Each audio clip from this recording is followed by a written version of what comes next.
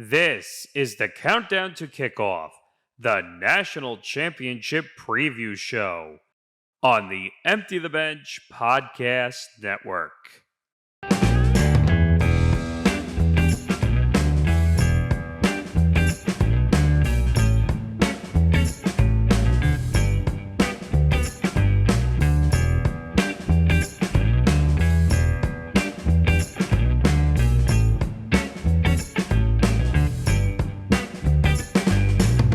Welcome to a special National Championship Preview edition. My name is Zain Bando, along with Barwick, Natty, DiMartino, and Ben Kruse, as we are here in this wonderful Saturday afternoon to preview the College Football Playoff National Championship between Michigan and Washington. Are you guys ready to do this thing? Yes, sir. Let's do it. All right, well, before we get into all of that and more, we just wanted to give you guys a quick reminder. Be sure to like and subscribe to the Empty the Bench podcast network on YouTube and wherever you get your podcasts. We are inching closer and closer to 1,000 subscribers. We just cracked the 660 plus subscriber mark. So if you like what you're hearing today and for all of our other podcasts across the network, be sure to like and subscribe to ETV Network on YouTube and wherever you get your podcasts. But we just wanted to come on today for about the next 30 to 40 minutes to review what is the final college football game of the season, the final FBS game of the season, and of course, the national championship. And I feel like, fellas, this one has been highly anticipated for about a week or so. We had two thrilling CFP semifinal games. Pretty much just to start off, before we get into a little bit more of the nitty-gritty previews and whatnot, where we'll go over the line and key impact players and all that kind of stuff. Was this the national championship that you three were expecting, and what are your kind of early expectations as we go into this game? Obviously, Michigan is the number one team in the country, and of course, Washington is number two. So these are two of the best teams, and arguably the two correct teams to be playing in this game. So what are your early expectations, and what do you guys hope to see? Okay, so first, this game specifically, I wasn't expecting this matchup at all. I was expecting, I think, Michigan between the two teams to probably make it. They got a really good defense, and they've been a team all year that's been really dominant. Left and right. And after kind of the cheating scandal situation, they essentially did not miss a beat essentially after that happened. So they are here, and they're essentially trying to make a statement to the league that we are here for a reason. Now, in terms of Washington, they've been a great story all year. Michael Penix Jr., of course, they had a massive win against Texas last week, even though they were close to blowing it at the end. But Michael Penix Jr. really put on an absolute show last week. But they have a lot of guys around that we'll talk about during the show that obviously help Penix a lot. And then Michigan specifically, it's all about their running attack and their defensive line. Blake Corum, of course, has been an absolute stud all year. They obviously have McCarthy, of course, at quarterback. He's made some plays when he's had to, but it's came down to that running attack. And of course, you have Roman Wilson and Cornelius Johnson at wide receiver when they could have some plays on the outside. So it should be interesting. Obviously, you have Jim Harbaugh, of course, on one side with the coaching. The Washington coach, I'm trying to remember his name specifically, but he's done a great job all year too. Kalen DeBoer. Thank you, Nick. You got two good coaches. You got two really good teams. It's, I think, made for this game to specifically have these two teams in it. And I can't wait in terms of seeing how this game goes, because I think it's going to be a high-scoring game, and should be really exciting. Absolutely. Nick D., what are your early impressions on this game, and what do you hope to see from these two powerhouses? What I'll say is Michigan being in the finals was a pretty easy, not easy, but like a pretty common pick throughout the season. They were the number one team throughout most of the season, probably. Washington, I never expected. I never really had very high hopes on Washington, mainly because their defense isn't great, and they've given up a lot of really big leads late in games, often against teams that aren't very good. So I really didn't have very high hopes of on Washington.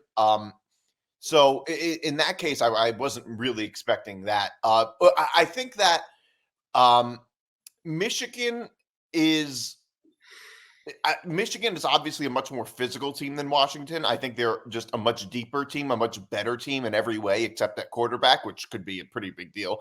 But overall, Michigan's defense is much better than Washington's. One thing, but I will say Michigan is a little bit banged up, and JJ McCarthy did not play a very good game on Monday, and Michigan special teams was a total disaster, and Michigan really just played a pretty bad game on their against Alabama, and they still were able to win. I think Washington is probably look. Michigan is definitely a much better team than Washington, other than Washington's passing game. But in terms of defense, Michigan is much better. Michigan could kill them on the line of scrimmage, but I think it's a little closer now than it was. Zach Zinter is injured. Michigan's offensive line is considerably weaker now than it was. And I think that, look, I do like Michigan this game. I'm just saying I think it might be a little closer. And also, Washington also just seems like every time they have good competition, they do play up to it. They've never so far they haven't lost any of these games. It's just that they're especially on defense, they're just fundamentally weaker than Michigan, and that's every other team also. So it's a little bit of a double-edged sword. For sure. Well said, Liam. What are your early analysis on this game, and who do you think could be a surprise or impact that maybe people are least expecting going into this one, minus the usual suspects that we know will more than likely show up and have great games? What do you think? Well, yeah, I agree with everybody that Michigan has been the best team all year. I saw them coming, and Washington has been a team that have been doubted the whole season, but they are undefeated. In terms of the game, I agree. I think Michigan is a lot better. Michigan had a bad game. They didn't play well against Ohio State, Iowa, or Alabama, but the mark of a good team is that they won all three of those games, so they can come in, not have their best effort, and win. Washington can't do that. Washington has to play a perfect game to win. Now, the thing is, like Nick said, Washington has played up to their competition, but I think they're going up against a different animal in Michigan that are much different than the good teams they've played, Oregon, Texas, especially defensively. So when you talk about keys to look out for, I think the line of scrimmage. Can Washington get to J.J. McCarthy? Can they stop Blake Corum from running and put the ball into McCarthy's hands? And offensively, can they give Penix enough time to throw the ball? Because if he has enough time to throw the ball, he can carve Michigan up. So the line of scrimmage is going to be the key for me in this game. Okay, so my thoughts in this game are that I feel like these two teams deserve to be here. I think these are two of the most exciting quarterbacks in the nation, and I just think overall there's just so much at stake going into this game, considering that next year Washington is going to be one of 4 new additions to the Big Ten. So this is almost like a precursor to a new era in college football. So if you're a Big Ten enthusiast like I am, thousands of other people are, I think this is your dream matchup. If you wanted a matchup, it's just as good, if not better, than whether or not if Alabama had made the final. But I think it's really interesting now, just in this new era of college football and in this new era of NIL, and you don't know where these players are going to go, that when you get the two teams that are the most deserving to be in this position, I think that's what you have in this game. And I think you just have two wonderful coaches, and as Ben was alluding to earlier, the talent on both sides is just awesome. And when you look at the two quarterbacks, these are both high caliber quarterbacks with a lot of NFL potential, and you just know that I have this weird inkling, or this weird feeling, that this Michigan team is a team of destiny. I don't think J.J. McCarthy would have returned to Michigan if he didn't think that his group could win a national championship in the position that he's in now. He's one game away from doing it because he promised the world he would be back, and look at where they are now. So I think there's a lot to be excited about. going into this game, and I think there should be a lot of expectations, and I arguably feel like there should be more hype around this game, considering how just phenomenal the college football playoff has been as far, and quite frankly, how phenomenal the majority of the bowl season was. There were so many competitive games, and I just think college football couldn't be in a better position in terms of entertainment value. But I need to move on now to talk about the quarterback battle that it is Michael Penix Jr. versus J.J. McCarthy, because I feel like this is a quarterback battle that's being overlooked. I think you have two quarterbacks with two completely different playing styles. I think J.J. McCarthy is more of a game manager, where Michael Penix Jr., although he is left-handed, to me he just seems more of like a run-first quarterback. And if you can't tackle Michael Penix Jr. initially, you just know that he's going to go and break for a huge run or a huge throw, and that kind of turns the trajectory of the drive. So I guess my leading question off when looking at these two is what do you think is going to be the key intangible for both quarterbacks to ensure that they don't make a mistake and keep this game close? Because I feel like if both of these quarterbacks can stay upright, we're going to be in for a long, high-scoring shootout. Ben, I'll start with you once again. Who do you think is the upper edge in this matchup at the quarterback position, Penix Jr. or McCarthy, and why? Yeah, well, first, kind of quickly go through both quarterbacks in terms of the scouting report. I'd say an NFL comp with Michael Penix Jr. is, I mean, there's not really many lefties, but he has a very similar to Tua Tagovailoa. Obviously, unfortunately, both have had injury history in the past, but both quarterbacks specifically have really good quarterback anticipation, which essentially means a pre-snap type of quarterback, essentially where he can look around the field to kind of have a pretty good idea in terms of where he wants to throw the ball. And like last week against Texas, he did a really good job against Texas in terms of anticipation.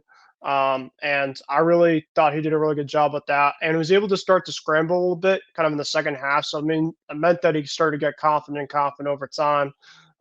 J.J. McCarthy, the key for the Washington defense is to have him stay in the pocket, because he is more of a scrambling type of quarterback compared to Penix is. I think if you're the Michigan defense, your goal is to hopefully keep Penix away from the pocket, because then he'll start to kind of create some more explosive plays.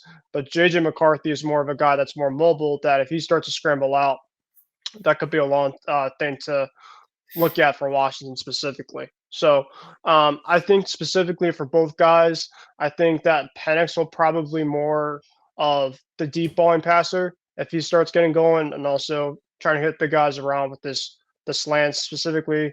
And then J.J. McCarthy is going to be more of a game manager, like you mentioned, Zan, as well as trusting Corum behind him, because, of course, he's the best player. So there's a couple of different things when you look at it. I think Penix is going to try to use his mobility when he has to, but also a lot of his explosiveness in terms of his deep passing ability. And then J.J. McCarthy is more of his game managing and the guy behind him. Yeah, for sure. Well said. And I think if Michigan can rely on the weapons that they've used all year, I think they're going to find success early and often. I'm going to wait to Liam here next to mix it up a little bit. Which quarterback do you think is the upper upper echelon or the advantage going into this game? And what do you think is going to be the key for both quarterbacks to be successful, especially if the game gets later on and is somewhat close? What do you think? Yeah, well, I think Penix is the second best quarterback in the country behind Jaden Daniels. So I think he's definitely the better quarterback in the game. The key for Penix is going to be able to make plays with his legs, because if he can make plays with his legs, then he will force Michigan to put a spy in there, use one of their secondary players, and then he can make those big throws. Like Ben said, he's really good at making those big throws. So if he can make plays with his legs, then he can keep Michigan's defense on its toes. If he can't, then it's going to be a long night. For McCarthy, he's, like you said, Zen, he's a game manager, and I think if he can take care of the ball and be able to make throws, don't have to be long throws, short throws, without making a mistake, then he'll be all right. But if he throws interceptions and isn't as clean with the ball like he was against Alabama, then he's going to give Washington a chance to stay in the game. All right. Nick, your response to both of those two. What do you think? Well, I mean, in terms of like who has the advantage, I mean, Michael Penix is undoubtedly, I don't think anybody would dispute that he's a better quarterback than JJ McCarthy. But I mean, there's really no debate about that. But in terms of who has the advantage, I mean, well, JJ McCarthy has better, is certainly has an advantage, I would say. He probably has, I mean, they both have a lot of weapons. They both have very good running backs and receivers, but Michigan relies on everything around. Michigan's offense relies on everything around JJ McCarthy a lot more. So in that sense, JJ McCarthy has the advantage in the sense that he doesn't have to play as good of a game as Michael Penix does in order for them to win the game. So it depends on what you mean by it. Yeah, I agree with what you were saying. With what both of you were saying about both quarterbacks. I think another big part of it, though, is going to be the offensive line for both of them. I mean, given like Michigan has the best, Michigan probably has the best defensive line in college football, or at least arguably. And it is a team. It is a defense that Washington throughout the season, especially playing in the Pac-12, has never had to go up against. Nope, that's correct. How they handle that really is going to mean a lot. And that I think is just going to be so that is going to matter so much to Washington's offense. But also, I mean, and the same thing can't quite be said the other way around. I do think Michigan's offensive line is a little bit banged up, but it's not like Washington's defense or defensive line or anything like that is in any way beyond what Michigan is used to. I mean, I think that's the biggest difference. Washington has never been up against, I mean, the best defense Washington played against so far was probably Texas. Other than that, it was all relatively weak defenses compared to, a team like Michigan or Alabama. So this is something that we haven't seen Washington go up against. But I think that the biggest so-called X factor in this game is probably the defense more than the offense for both teams, which Michigan has a clear advantage over rather than Washington. That's really the biggest reason why Michigan was able to play such a weak game against Alabama and still win. It was more their defense rather than JJ McCarthy. For sure, and you better believe that Michigan's defense is going to have to play a step above than they have the rest of the season, considering that this is easily the best quarterback that they've faced all year. So I guess that leads into a great segue to talk more so about the gambling aspect of this game, because this gambling aspect of this game is enticing. So for those of you who don't know, Michigan is a 4.5-point favorite. The over-under in this game currently sits at 56.5. Personally, I think that this Las Vegas line got this absolutely correct. I think this is going to be a high-scoring affair, and I think it very well come down to the final possession, and whoever does the ball last wins the game. If I were going to bet this game, I would take the side of Michigan. I just think that the longer offensive possessions that Michigan is going to account for is going to keep Washington at bay. And the longer that JJ McCarthy has the ball and the more touches that Blake Corum gets, I think that the better off Michigan is going to be in order to cover inside that number. I'm going to go to all three of you, starting with Liam. Liam, what are your early impressions of this point spread and over under? Is there anything that you like about this line? Is there anything that you disagree with it? And if you were to make a play on this, what would be your play and why? Yeah, I agree with you. I love Michigan 4.5. I think, like I said, the extended possessions are going to help Michigan, and I just think Michigan's the better team. It's not a gigantic line. It's 4.5.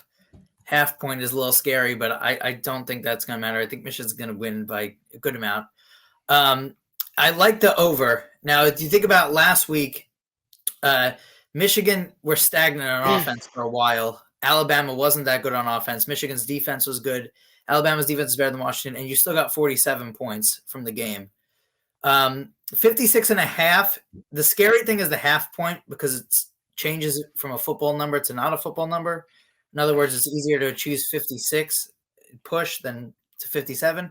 But I like the over. I just think Washington has a better offense than Alabama. Their defense is worse than Alabama, and you got a good amount of points last week. I like the over in this one. I would take Michigan minus the 4.5, and I would take the over as well. Nick D, what are your thoughts on this line and over under, and any difference is between you and Liam, or are you guys both thinking on the same wavelength in terms of what the current odds say about the game? Yeah, well, I would say I think similar. I would like to add something. I agree with everything you just said, but you also have to consider the fact that Michigan really didn't play a very good game. They made a whole lot of mistakes, like on special teams and all that, and that would even be more of a reason to take Michigan in this game. Part of the reason is, now I don't like to think so much like, well, because this happened last game, this is going to happen this game. We don't always know, but right. What I'll say is, yeah, I think that this game will likely be somewhat high scoring. I wouldn't call it a shootout, but given the fact that games like this tend to be a bit more higher scoring, especially later in the game, like when a bunch of unexpected things happen, like it's pretty easy for these games to go over because just like late in the game, there's a lot of back and forth that goes on, and Michael Penix is very good at extending plays and all that, and Michigan might go on a big run. I mean, like, that's why I would probably take the over, not to mention, of course, Washington's defense not being great. So, yes, I would take the over. I would also take Michigan minus the 4.5. I like Michigan minus the 4.5, not just because they're a better team than Washington, but because if this game is higher scoring, I feel like 4.5 is a little bit easier of a hurdle. It's no way like 2.5 or anything like that, where it's just you're essentially picking a winner. But I think Michigan is good enough to win by like maybe a touchdown or something like that. So anything under a touchdown in this case, I would feel pretty confident in Michigan being able to cover. Especially given that this is probably an easier matchup, especially on the line of scrimmage. And in terms of coaching, not that Kalen DeBoer is a bad coach, obviously, he's a good coach, but it's not Nick Saban with a month to prepare. It's Kalen DeBoer with a week to prepare. So I think that is a much easier matchup coaching-wise. So, yeah, and Michigan is just, I think, a strong enough team, a deep enough team to be able to cover the 4.5. I'm gonna flip it over now to Ben. What are your impressions of this line and over under? And do you have any differences? Do you think that this Washington team is good enough to cover this 4.5, or do you think that Michigan just has too many tools? Well, I think that they got the over under right. 56.6, like Liam mentioned, the Alabama Michigan game. I didn't think Michigan played great, but they essentially did enough where, it was up that point total. But, Michigan, I think specifically is the better defensive team. But I'm going to take the plus 4.5. I'm going to go Washington here because I'm looking at the quarterback play. I prefer Penix over McCarthy. And I know that the coach, and obviously you lean Michigan, the defense, like they say, defense wins championships. So I think a lot of people are going to take Michigan in that case. But I'm going to go with specifically that they're skill players. And I do think that McCarthy is bound to have some turnovers in this game because he was close last week against Alabama. So I think that if Washington does enough to force McCarthy to throw and not have to force it to the other guys, make sure that the Washington defense forces it on Blake Corum's shoulders and other guys around him and let McCarthy throw it. I like Washington here, but it's going to be close. I think it's going to be, like Nick mentioned, within a touchdown. So, I mean, the line here I think is right, but I'm going to take the underdog here to win. I think it's just going to come down to who makes the plays at the end, and I'm going to go take Penix. Excellent. So I think no matter which way any of us are going, we're pretty all in agreement that this will be a very exciting national championship, and definitely, or at least we hope, a lot more entertaining than what was Georgia's shellacking of TCU a year ago. Let's hope it doesn't reach that territory, but that's why the games are played, and that's simply why you never know. Before we get out of here, we just wanted to say thank you guys for listening to this special edition of the National Championship Preview. Again, for those of you guys who don't know, it is Michigan versus Washington, taking place from NRG Stadium in Houston, Texas, home of the Houston Texans. And of course, just as a reminder, you can find all of our content at youtube.com/ETB Network, where again, we're quickly and vastly approaching that really special milestone number of 1,000 subscribers. We just eclipsed all at over 650 subscribers, so we continue to grow. So if you like our content, be sure to give us a like. If you're new, be sure to turn on all those notifications. That way you know when every single podcast across this network is coming out, and be sure to follow us across social media at ETB Network. For Liam Barwick, Natty, DiMartino, and Ben Kruse, I'm Zain Bando. Thank you guys again for tuning into the special edition National Championship Preview between Michigan and Washington. We hope you enjoy the game on Monday night. Good luck with all of your predictions, and this will put a bow end to the 2023 college football season. So thank you again, and have a great rest of your week, and we'll see you all soon.